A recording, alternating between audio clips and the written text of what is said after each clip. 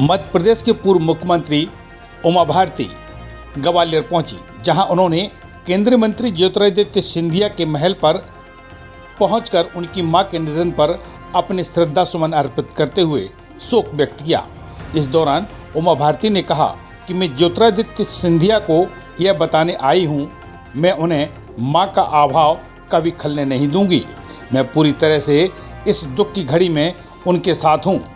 मैं जीवन भर उनको माता पिता का अभाव खलने नहीं दूंगी। लोकसभा चुनाव में राहुल गांधी, अखिलेश यादव, अरविंद केजरीवाल के इलेक्शन कैंपेन करने पर सवाल खड़काते हुए पूर्व सीएम उमा भारती ने कहा कि इन लोगों ने कभी उन मुद्दों को उठाया ही नहीं जिन पर मोदी जी खड़े हुए हैं। उन्होंने विपक्ष की एकता को मोदी विरोधी एकता करार दिया। यह मोदी के विचार विरोधी एकता नहीं है। जब तक यह किसी विचार की अधिष्ठान पर खड़े नहीं होंगे, तब तक यह मोदी का मुकाबला नहीं कर पाएंगे। उन्होंने दावा किया कि इस लोकसभा चुनाव में विपक्ष का पूरी तरह सूपड़ा साफ हो जाएगा। उमा भारती ने और क्या कुछ कहा, आप सुन लीजिए। ज्योतिरादित्य सिंधिया जी भारत एक्सप्रेस माता जी, राजमाता जी के लिए कि यहाँ पर श्रद्धांजलि अर्पित करने के लिए आई और ज्योतिरादित्य जी को उनको बताने के लिए आई कि मैं उनको माँ का अभाव कभी खलने नहीं दूंगी। मैं पूरी तरह से इस घड़ी में उनके साथ हूँ और पूरे जीवन भर उनको माता पिता का अभाव नहीं खलने दूंगी। मैं ज्योतिरादित्य जी में बहुत बड़ा भविष्य देखती हूँ और उनको अमित शाह जी ने बहुत अच्छा किया कि उनको भारतीय जनता पार्टी में ले आए। ये राजमाता साहब की इच्छा थी कि माधवराव सिंधिया जी भारतीय जनसंघ में आ जावें, उसके बाद भारतीय जनता पार्टी में आ जावे। वो नहीं हो पाया, लेकिन अमित शाह जी ने वो इच्छा पूरी की। और मैं तो वैसे भी ज्योतिरादित्य जी के प्रति बहुत ज़्यादा पुत्रवत अपना बेटा मानती हूँ, उनके प्रति स्नेह रखती हूँ। इसलिए इस घड़ी में मैं उस परिवार के साथ बैठने के लिए आई। दीदी, एक और बात है कि इलेक्शन का लास्ट चरण रह गया है, क्या लग रहा है अभी सिनेरियो आपको?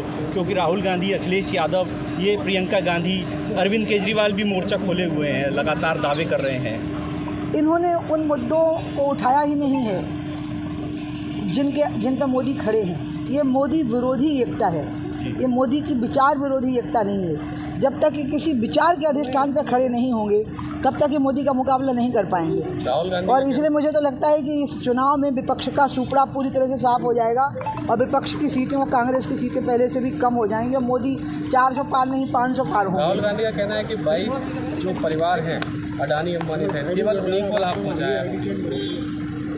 उनके कहने से कुछ नहीं होता। इस देश में छोटे से लेकर बड़े तक कितने लोगों ने तरक्की की है, तो निश्चित रूप से उस तरक्की में भारत में जो व्यावसायिक प्रगति हुई है उसका योगदान है।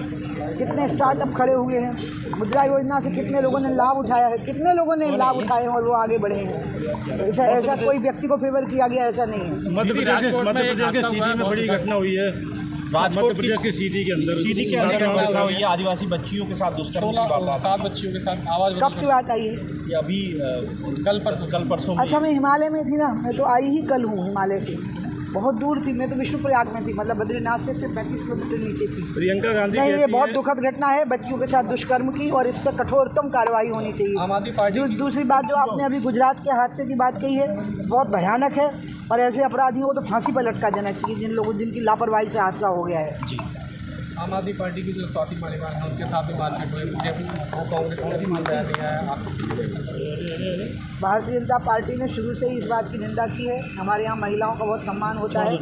आम आदमी पार्टी में ये पहली बार नहीं हुआ है। उन्होंने चीफ सेक्रेटरी को भी घर में बुला करके पूछा था और इसलिए ये लोग जिस प्रकार से असभ्यता का बर्ताव करते हैं उसके कारण इनको कहीं अब कोई जगह नहीं मिलने वाली है। थोड़े समय के लिए इनका उदय हुआ था, अब ये समाप्त हो गए। राहुल गांधी ने ट्वीट करके कहा है कि प्रधानमंत्री की गरिमा गिर रही है, अब 400 पार की बात नहीं करते हैं। प्रधानमंत्री के प्रति उनके मन में ईर्ष्या है।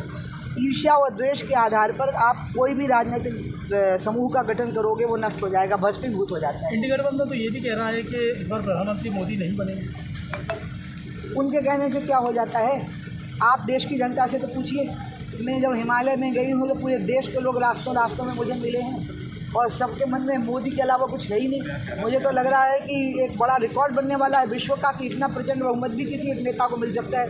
ये हिमालय में विभिन्न राज्यों के यात्री मुझे मिले और उन्होंने मेरे साथ सेल्फी ली, फ़ोटो खिंचवाए और उन्होंने मेरे को कहा कि हम मोदी के अलावा किसी के बारे में सोच भी नहीं सकते। सॉरी के साथ जो हुआ है और मैंने बोल दिया। दीदी एक और आखिरी सवाल है, पीएम कैंडिडेट को लेकर जो इंडी गठबंधन है उसमें कोई फेस नहीं है, और उन्होंने जब खड़गे साहब से ये सवाल पूछा गया तो उन्होंने कहा ये तो ऐसा सवाल है जैसे कौन बनेगा करोड़पति जैसा। भैया उनके यहाँ पर तो कुछ भी नहीं है, वो तो मोदी को गाली देना ही उनका भाषण का पूरा सा।